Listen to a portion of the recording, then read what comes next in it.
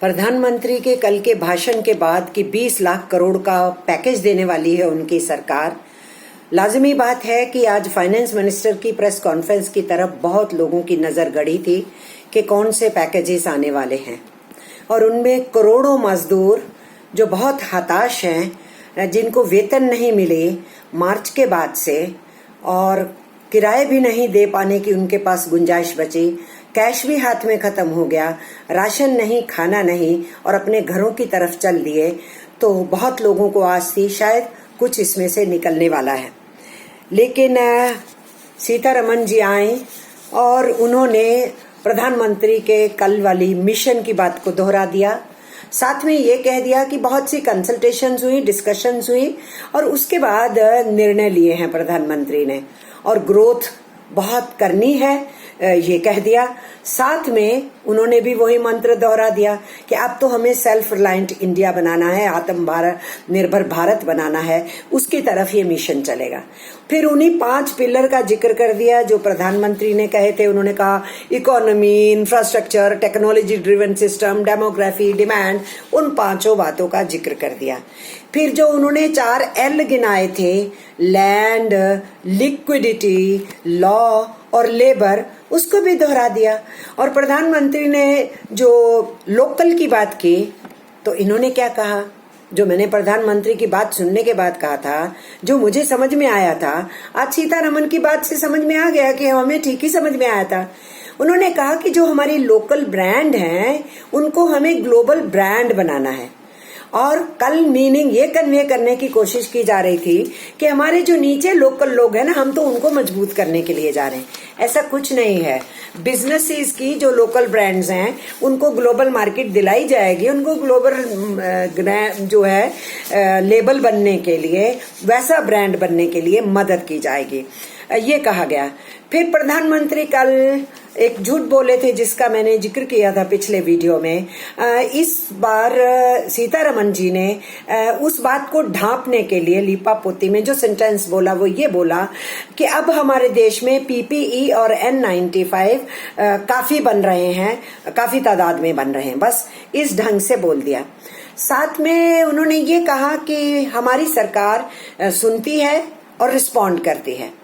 तो फिर हमें ये उम्मीद थी कि ये भूमिका बांध रही हैं, तो अगर सुनती है तो उन करोड़ों हिंदुस्तानियों की आवाज सुनी जाएगी जिनको कैश नहीं मिला था क्योंकि वो सिस्टम से बाहर हैं, जिनको राशन नहीं मिला क्योंकि वो राशन कार्डों से बाहर हैं, जिनको वेतन नहीं मिला इनकी एडवाइजरी के बावजूद, लेबर सेक्रेटरी के कहने के बावजूद वेतन नहीं मिला, शायद उनकी अब सुनवाई हो जाएगी, उनको कुछ दिया जाएगा। किसानों को भी शायद पैकेज के अंदर कुछ मिलेगा क्योंकि रबी फसल उठाई जा रही है, तो शायद उनकी भी कोई सुनवाई होगी। तो वो सब लोग ये सोच रहे थे कि हम चारों तरफ से दुहाई दे रहे हैं, तो ये सरकार कहती है हम सुनते हैं, रिस्पॉन्ड भी करते हैं, तो शायद उसमें कुछ होगा। लेकिन ऐसा कुछ नहीं हुआ। उन्होंने भी फिर से वही दावा ठोक दिया कि सबको कैश मिल गया, घर बैठे हुए कैश मिल गया। सीतारमण जी को तो अच्छी तरह से मालूम है कि कैश बैंक्स में गया और बैंक्स से कैश लेने के लिए आना पड़ता है, और सब महिलाओं ने लाइनें लगा के लिया। और बहुत सारी जगहों पे, बहुमत जगहों पे 4 मील दूर, 5 मील दूर पे बैंक की ब्रांच है जहां पर जनधन खाते के बीच में से पैसे लेने के लिए 2-2 बार, 3-3 बार हमारी महिलाएं पैदल चल करके भी गई।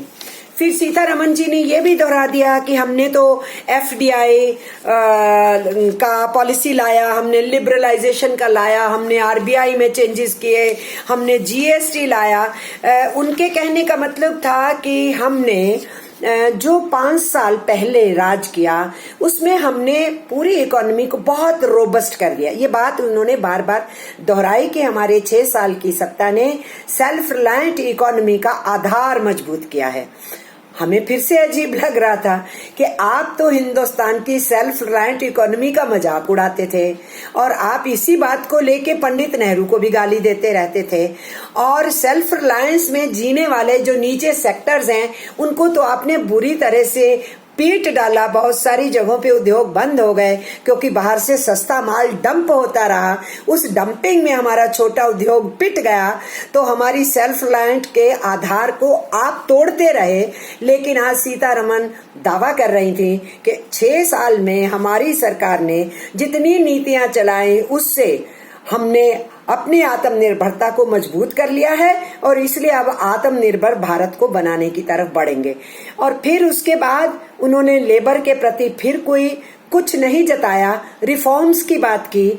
जो प्रधानमंत्री ने भी रिफॉर्म्स की बात की, उसी रिफॉर्म्स की बात को उन्होंने दोहराया। और आप और हम अब तक जान चुके हैं कि उनके रिफॉर्म्स के एजेंडा में श्रम कानूनों को तोड़ना है, उनको कमजोर करना है और मालिक प्रस्त बनाना है, पूंजी प्रस्त बनाना है और उनकी जीती हुई जितनी भी श्रम कानून है, अधिकार हैं, हक हैं, उनको तोड़ना है। तो वो एजेंडा हमको मालूम है। फिर उन्होंने ले दे के उस 20 लाख करोड़ में से जो आज वो कहने के लिए आए हैं, क्योंकि वो बोली कि अभी तो मुझे कई बार पैकेज लेके आना है, तो उसके बीच में उन्होंने ये मान लिया एक प्रश्न के उत्तर में बाद में कि हाँ, जो मैं पहले पैकेजेस दे के गई थी वो इस 20 लाख करोड़ में शामिल है। वो 1,75,000 करोड़ वाला भी। फिर उनको कहा गया कि किसानों का तो आपके प्रोग्राम में था। हाँ जी, वो तो था, बजट में भी था। फिर उन्होंने एमएसएमई पे कहा कि हमारे 6 बेनिफिट्स हम देने के लिए आए हैं और फिर 35 मिनट केवल एमएसएमई की एक एक डिटेल को वो बताती रही और उनके जूनियर मिनिस्टर उसको हिंदी में बताते रहे। ये समय लगाने की बजाय उनको एमएसएमई की अलग मीटिंग करके यहाँ ये घोषणा कर देते हम ये करने वाले हैं, उनको एक्सप्लेन कर देते। लेकिन वो उसी में सारा टाइम खाने का उनका चक्कर था, वो उसी को एक्सप्लेन करने में लगी रही। लेकिन उन्होंने क्या कहा कि 40 लाख एमएसएमई को बेनिफिट मिलेगा। एमएसएमई कितनी है देश में? वो 6 करोड़ से ऊपर है। तो फिर ये 40 लाख कौन सी हैं जिनको बेनिफिट मिलेगा? तो क्या आप मान रहे हैं कि अब सारी एमएससी खत्म हो गई, इस लॉकडाउन में बर्बाद हो गई, उनमें से सिर्फ 40 लाख के करीबी दोबारा बिजनेस शुरू कर पाएंगी? तो ये आत्मनिर्भर भारत बनेगा क्या? या कि आप बाकियों को बेनिफिट नहीं देना चाहते? ये तो नहीं बताई फाइनेंस मिनिस्टर, क्योंकि 6 करोड़ से ऊपर एमएसएमईज हैं। और उसके साथ साथ ये स्वतः माने हैं केवल 3 लाख करोड़ वो बेनिफिट देने वाले हैं, ये इन्होंने माना। लेकिन जब एक पत्रकार ने उनसे सवाल किया कि ये जो एमएसएमई की जितनी बातें आपने गिनाई इतनी डिटेल के अंदर, ये तो पहले से आपके प्रावधान थे, आपकी पॉलिसी का हिस्सा था, तो मानना पड़ा उनको कि जुलाई 2019 के बजट में भी था और फरवरी 2020 के बजट में भी था। ये चीजें पहले से थी, उनके लिए जो जो प्रावधान देने थे वो पहले से थे। लेकिन वो आज तक एमएसएमईज रो रही थी जब से नोटबंदी हुआ, जीएसटी के बाद कष्ट सहती रही, कब से कह रही थी हमें पैकेजेस दो, उनको कभी नहीं दिया गया। और इसलिए सीतारमन जी चिढ़ गई जब पत्रकार ने कहा आपने कोविड-19 का टाइम ही चुना। तो वो बोले ये क्या आपका सवाल है, मैं नहीं जानती हूँ। पर उन्होंने ये मान लिया कि जुलाई 2019 और फरवरी 2020 के बजट के सिलसिले में भी ऐसे प्रावधान थे, तो कुछ भी नया नहीं है। उनके लिए भी जो पैकेज है, तो उनके लिए भी जो पैकेज है, क्या प्रधानमंत्री कहीं से देने वाले हैं? नहीं। सीतारामन जी ने ये कहा बैंक वालों से, बैंक्स दे, एचबीएफसी दे, प्राइवेट सेक्टर लोन दे और पब्लिक सेक्टर बैंक्स लोन दे, एचबीएफसी से वो लोन ले, हम गारंटी स्टैंड करेंगे। दे नहीं रहे हैं, इसलिए एमएसएमईज ने कर्जा उठाना है, उस कर्जे को उन्होंने वापस लौटाना है। और सरकार केवल गारंटी कर रही है बैंकों को कि दे दीजिए भाई, तुम्हारे पैसे डूबेंगे नहीं, हम है ना, हम तुमको उभार लेंगे। इसलिए ये कैमोफ्लेजिंग चलती रही। और जो 90,000 करोड़ रुपया इन्होंने डिस्कॉम के बारे में, प्राइवेट जो वितरण की कंपनियां हैं, बिजली बनाने का काम करेगी सरकार जनता के पैसे से, पब्लिक मनी से, लेकिन वितरण कर रही हैं प्राइवेट कंपनियां पैसा कमाने के लिए। उनको 90,000 करोड़ की जो पैकेज की बात की है, उसकी भी गारंटी कौन ठहरेगा? राज्य सरकारें ठहरेंगी। तो केंद्र की सरकार क्या दे रही है? कुछ नहीं दे रही है जनाब, धोखे में मत रहिए आप। और इसी के साथ साथ एक बात उन्होंने जो कही कि ईपीएफ जो है उसमें जो मालिक का शेयर और मजदूर का शेयर है वो हमने 3 महीने के लिए अपने पास से दे दिया था, अगले 3 महीने के लिए भी हम देंगे। वो तो बड़ा माइनर सा हिस्सा है और वो 2,500 करोड़ उन्होंने कहा वो अब हमें देना होगा। तो कुल उनका ले दे के 5-6 महीने में जो समझ में आ रहा है वो 6,750 करोड़ रुपए का पैकेज और रहेगा, और कुछ उन्होंने पहले दिया था। ये ईपीएफ का है। लेकिन क्या कहा उन्होंने, 72.2 लाख लोग इससे बेनिफिट उठाएंगे। इसका अर्थ क्या है, जो मजदूर इस देश में 15,000 रुपए तक की तनख्वाह पाते हैं, जो रजिस्टर्ड यूनिट्स का हिस्सा होते हैं, उन्हीं को ईपीएफ मिलता है। रजिस्टर्ड यूनिट्स के हिस्से वालों को ही ईएसआई के हॉस्पिटल्स का बेनिफिट मिलता है। तो सरकार के अपने इस आंकड़े से समझ में आता है बहुत सारी फैक्ट्री यूनिट्स, बहुत सारे काम के अदारे रजिस्ट्रेशन से बाहर हैं, उनको किसी किस्म की उनकी पीएफ नहीं कटती, पीएफ जमा नहीं होती, ईएसआई कार्ड नहीं बनता, उनको कोई हेल्थ का बेनिफिट नहीं मिलता। ये सरकार का अपना आंकड़ा जो आज सामने पेश हुआ, उसी से आप समझ लीजिए। और जो हम बार बार बोलते हैं कि 54 करोड़ मजदूरों में से 4 करोड़ सरकारी क्षेत्र पीएससीज और बड़े प्राइवेट सेक्टर में है, 50 करोड़ असंगठित मजदूर है, उसमें से 40 करोड़ को किसी किस्म की कोई कवरेज नहीं है। ये जो हम बार बार बोल रहे हैं यही सत्य है। और इसीलिए इस सरकार के आंकड़े को भी देख के आप ये समझ सकते हैं। और फिर इसके अलावा सीतारमण जी बिल्डर लॉबी के लिए काफी बैटिंग की, और उनके लिए भी जो उन्होंने कहा 45,000 करोड़ का उनको पैकेज देना है, उनका काम चलता रहे, वो कंस्ट्रक्शंस करवा रहे हैं, ये है वो सरकार दे रही है क्या? नहीं, वो 45,000 करोड़ का आप क्रेडिट उठा लीजिए, हम गारंटी दे देंगे।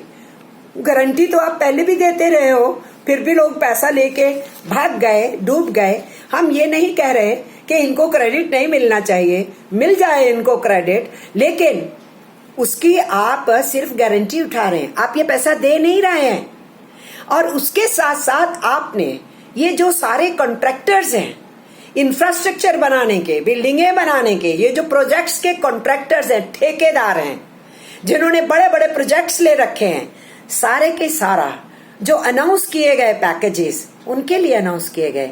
लेकिन उसमें जो कॉन्ट्रैक्ट मजदूर लगा है, डेली मजदूर लगा है, जो कैजुअल मजदूर है, जिसमें से 80% माइग्रेंट वर्कर होता है उस कंस्ट्रक्शन सेक्टर के अंदर, तो आप इंफ्रास्ट्रक्चर बिल्ड करने में, उन सब चीजों में ठेकेदारों को छूट देंगे और कह रहे हैं उस बिल्डर लॉबी को 45,000 करोड़ का आप क्रेडिट उठा लीजिए, हम गारंटी करेंगे। लेकिन वो करोड़ों मजदूर, 14 करोड़ मजदूर कंस्ट्रक्शन सेक्टर में हिंदुस्तान में लगा हुआ है। उसमें से जो माइग्रेंट वर्कर्स हैं उसमें से बहुमत मजदूर कंस्ट्रक्शन वर्कर है, और वो रेगुलर नहीं है, ज्यादातर ठेके पे है। तो ऐसी स्थिति के अंदर उनके लिए कुछ नहीं था। रियल एस्टेट बिजनेस के लिए काफी बैटिंग किया फाइनेंस मिनिस्टर ने। और फिर उसके साथ साथ इन्होंने बात किया कि जो डायरेक्ट टैक्स है देते हैं, उन डायरेक्ट टैक्स देने वालों की जो रेट में रिडक्शन करेंगे। अब ये कितने हैं? मुश्किल से 20 या 21% हैं डायरेक्ट टैक्स पे करने वाले, जिनमें से सबसे बड़े टैक्स चोर कौन है? बड़े अमीर कॉरपोरेट घराने।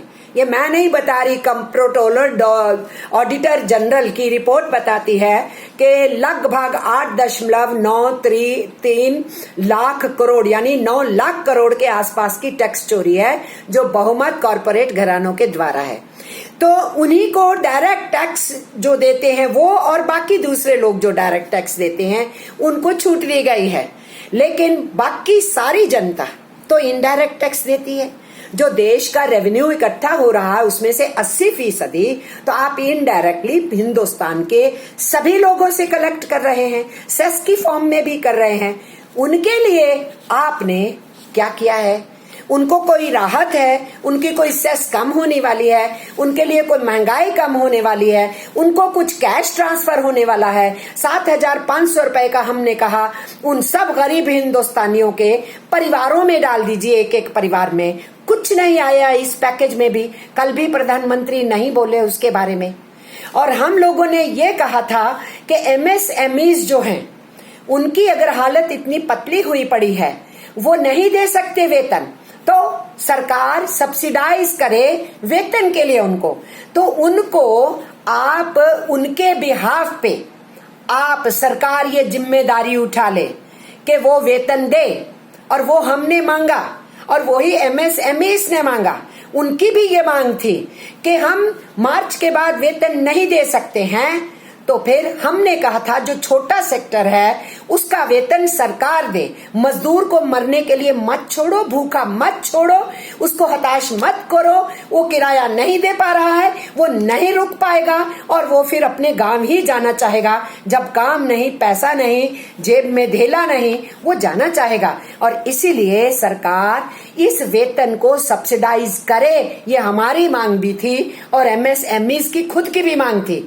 लेकिन आज भी एमएसएमईज की बात भी नहीं सुनी गई कि वेतन कम से कम सरकार दे दे। और जो मजदूर संगठनों ने आवाज उठाई वो भी नहीं दी। और जहां जहां मजदूर वेतन के लिए निकला उनके ऊपर लाठियां बरसाई गई। ये लगातार हिंदुस्तान के अलग अलग कोनों में हो रहा है। फाइनेंस मिनिस्टर ने कुछ नहीं किया है और अभी भी 47 दिन के बाद वो ये कह रही है अभी तो मैं धीरे धीरे पैकेज जो है अनाउंस करूंगी। तो भाई आपने एमएसएमईज को कहा कर्जा उठा लीजिए, हम इसकी गारंटी देते हैं। और बैंक, किसी ने सवाल किया पत्रकार ने कि मैडम ये बताइए कि क्यों नहीं, बैंक तो कह रहे हैं कि कर्जा नहीं जा रहा है, तो ये क्यों नहीं हो रहा है जब आप घोषणा कर रहे हैं। तो वो खुद मानी कि एमएसएमईज कह रहे हैं ठीक है तुमने सैंक्शन कर दिया, हम अभी नहीं उठा सकते, इसलिए बैंकों से पैसा नहीं उठ रहा। तो बैंकों से तो पैसा तब उठेगा ना जब उनको गारंटी हो जाएगी कि हम काम करवा पाएंगे, गारंटी होगी कि वर्कर हमारे पास है और वर्कर को वेतन नहीं दिया वो हमारे पास क्यों काम करने के लिए आएगा। ये सारी चीजें इंटर रिलेटेड है। उद्योग यूं ही नहीं शुरू हो जाएगा, मजदूर के साथ शुरू होगा और उसी मजदूर को आप पीटने की तैयारी में लगे हुए हैं और उसकी रोजी रोटी की आपको कोई चिंता नहीं है और आप लगे हुए हैं अपने पैकेज का ढिंडोरा पीटने के लिए जिसके अंदर खोखलापन है। और जो ज्यादातर जो आज आपने घोषित किया उसमें से 5 लाख करोड़, 5.5 लाख करोड़ की जब आपने बात की तो किसी पत्रकार ने पूछ लिया कि इसमें तो ज्यादातर आपकी पहले की स्कीमें हैं, वो पहली वाली भी जो आप अनाउंस कर, तो मान लिया फाइनेंस मिनिस्टर ने कि हाँ वो है। यही बात तो हम कल से कह रहे हैं कि ये 20 लाख करोड़ का जो झुंझुना पकड़ाया है ये केवल मुंगेरी लाल के सपने हैं। ये ले दे के पूरे समाज के अंदर एक इंप्रेशन बनाने की कोशिश की जा रही है कि नरेंद्र मोदी जी की सरकार 10% जीडीपी का दे रही है। ऐसा कुछ नहीं हो रहा है। हम भी इंतजार कर रहे हैं कि एफएम कुछ और भी लेके आने वाली है, तो कहीं क्या किसान की सुनवाई होगी। आज किसान की बात नहीं हुई, मजदूर की बात नहीं हुई, उनके लिए जो पूरे देश के अंदर सेवाएं देते हैं, मैन्युफैक्चरिंग करते हैं, प्रोडक्शन करते हैं, खेत खलिहान में काम करते हैं, उनकी चर्चा आज नहीं हुई। हम नहीं जानते अगले वाले उनके एपिसोड में होने वाली है कि नहीं है। और उसके साथ साथ उनसे कई सवाल तो किए गए जिन सवालों को उन्होंने टाल दिया कि मेरे और पैकेजेस आएंगे, तो उसकी आप इंतजार कीजिए। लेकिन मैं अभी भी देशवासियों को कहना चाहती हूँ ये सरकार ले दे के अभी भी उसी मोड में है जो मोड एक तो प्रोपेगेंडिस्ट मोड है, दूसरा मोड ये हिंदुस्तान की आत्मनिर्भरता को तोड़ने वाला है। आत्मनिर्भरता का केवल नारा सामने है। अभी भी ये international finance, investors, foreign direct investment और हिंदुस्तान के बड़ी बड़ी लॉबीज को पैकेज की घोषणाएं करके उनको प्रसन्न करने की बात है। लेकिन इकोनॉमी तो तब चलेगी जब लोगों की जेब में पैसा होगा, वो कुछ बाजार में जाके खरीद पाएंगे, मंदी को वो ही तोड़ पाएंगे। जब तक इस विशियस साइकिल को नहीं तोड़ा जाएगा तब तक इस देश को विकास की पटरी पे दोबारा नहीं चलाया जा सकता। सकता। इसलिए फाइनेंस मिनिस्टर ने, प्रधानमंत्री ने कल जो सपने पैदा किए हैं, उन्हीं सपनों के इर्द गिर्द वो घूमती रही। उन्होंने भी निराश किया, जैसे हमारे प्राइम मिनिस्टर ने निराश किया। लेट अस होप कि कल वो फिर आने वाली हैं, उसके बाद वो फिर आने वाली हैं, और उनमें कुछ निकले हमारे मुल्क के लिए, हमारे देश के लिए, हमारे अवाम के लिए कुछ निकले, हमारा देश इस मुसीबत से बाहर निकल सके। इतना ही कह के आज तो मैं अपनी बात बंद करती हूँ। नमस्कार कहती हूँ, सलाम कहती हूँ, सत श्री अकाल कहती हूँ, और मैं जय हिंद कह के अपनी बात को खत्म करती हूँ।